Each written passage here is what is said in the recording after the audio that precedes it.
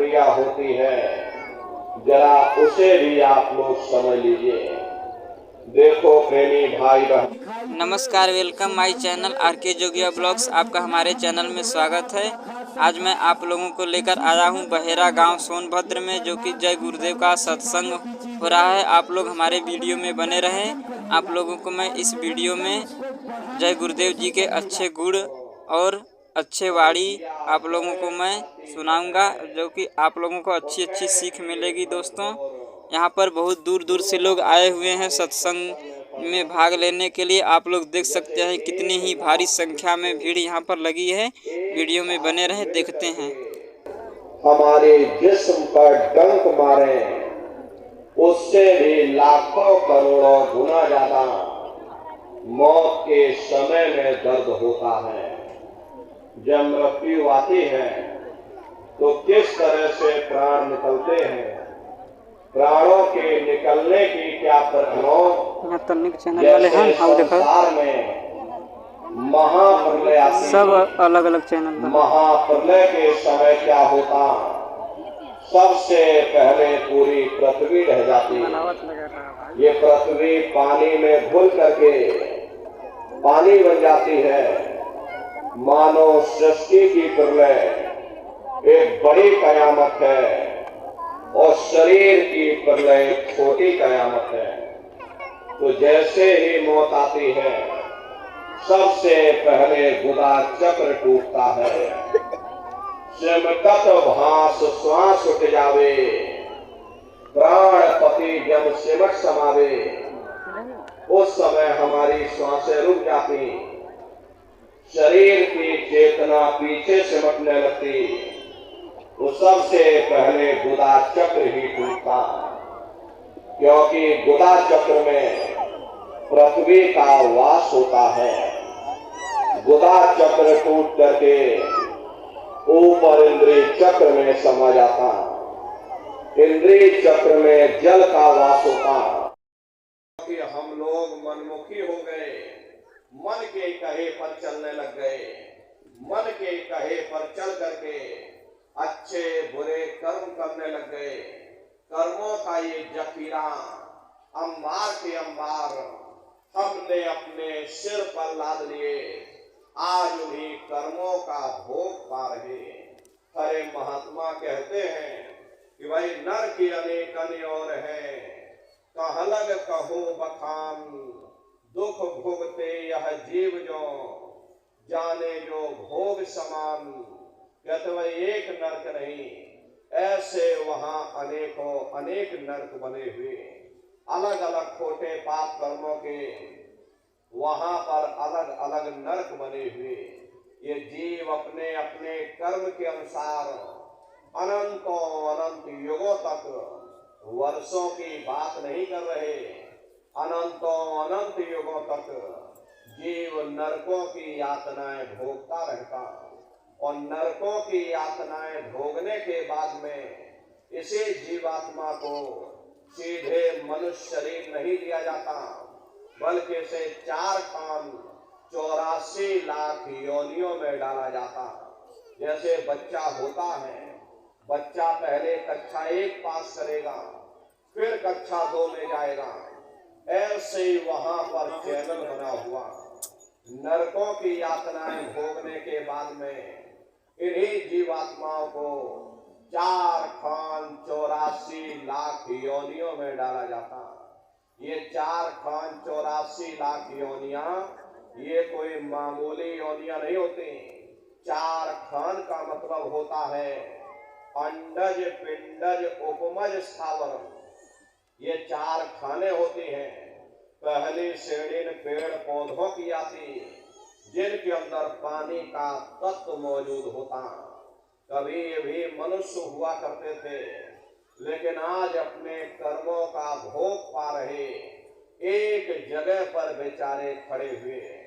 दूसरी श्रेणी कीड़े मकोड़ों की आती है, जिनके अंदर पृथ्वी और अग्नि का तत्व मौजूद होता है। तीसरी श्रेणी पंछियों की होती, चौथी चौपाए जानवरों की होती, और 5वीं स्वयं इंसान की आती है, जिसके अंदर 5 तत्व जल पृथ्वी अग्नि वायु आकाश पांचों तत्व मौजूद होते हैं। प्रेमी भाई बहनों, ये 4 खाने होते हैं, इनकी अलग अलग कुल 84 लाख योनियां होती हैं। अब आप पेड़ पौधों को देखिए तो आम का पेड़ अलग है, नीम का पेड़ अलग है, पीपल का पेड़ अलग है।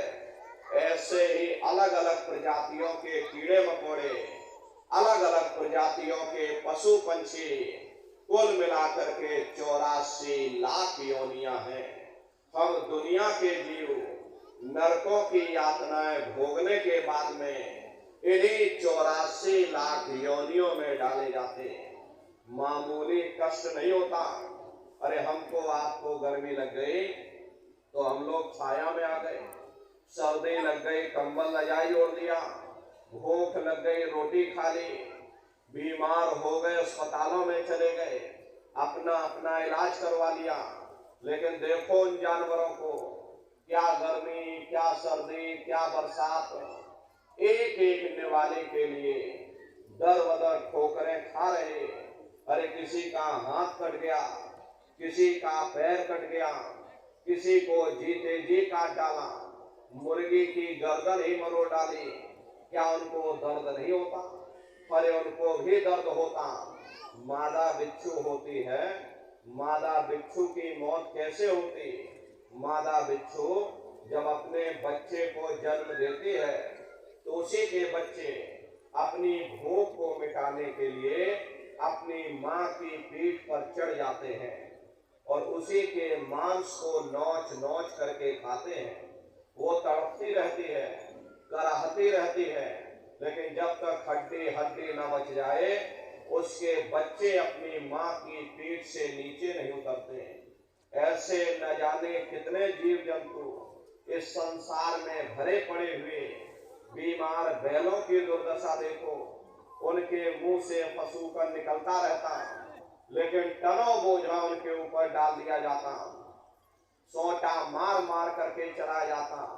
क्या उनको दर्द नहीं आप होता? अगर हमारे चैनल पर नए हैं तो हमारे चैनल को प्लीज़ सब्सक्राइब करके बेल आइकन घंटी को दबा दें ताकि इसी तरह से नई वीडियो का नोटिफिकेशन आप तक पहुंचे और आप वीडियो देख सके। दोस्तों फिलहाल में आगे वीडियो में बने रहें, चलते हैं।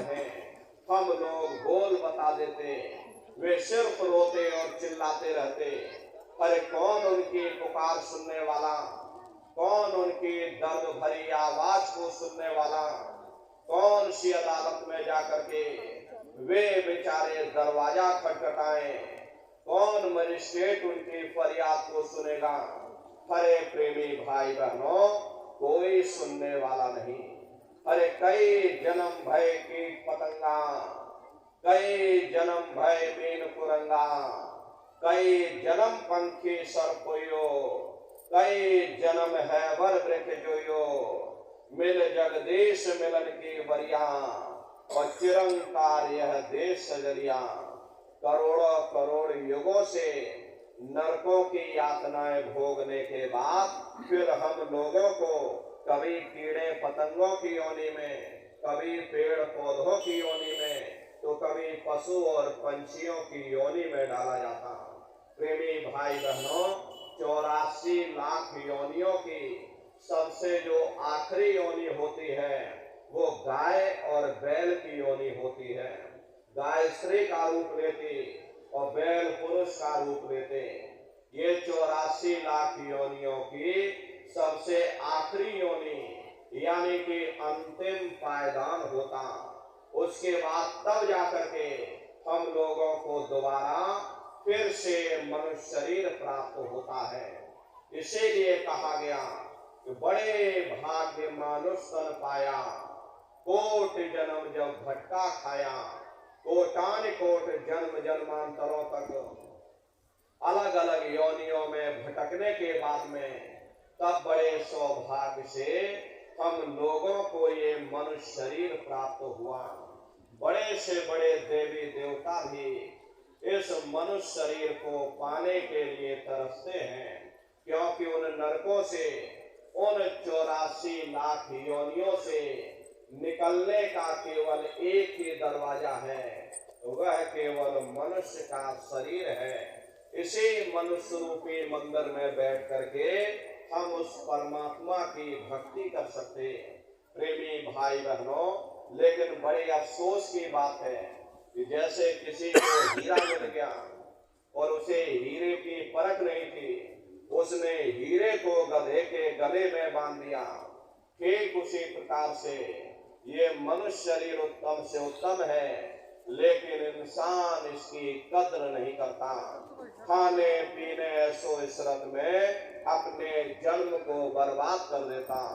महात्मा प्रेम से समझाते हैं कि भाई बड़े सौभाग्य से तुमको ये मनुष्य शरीर मिल गया। बड़े से बड़े देवी देवता भी इस मानव तन को पाने के लिए तरसते हैं, क्योंकि उन नरकों से, उन 84 लाख योनियों से निकलने का केवल एक ही दरवाजा है, वह केवल मनुष्य का शरीर है।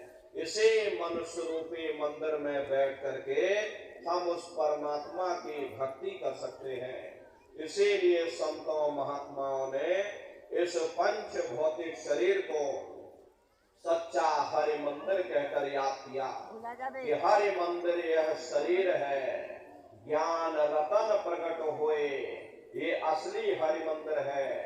जब भी वो मालिक मिलेगा, इसी हरि मंदिर के अंदर मिलेगा।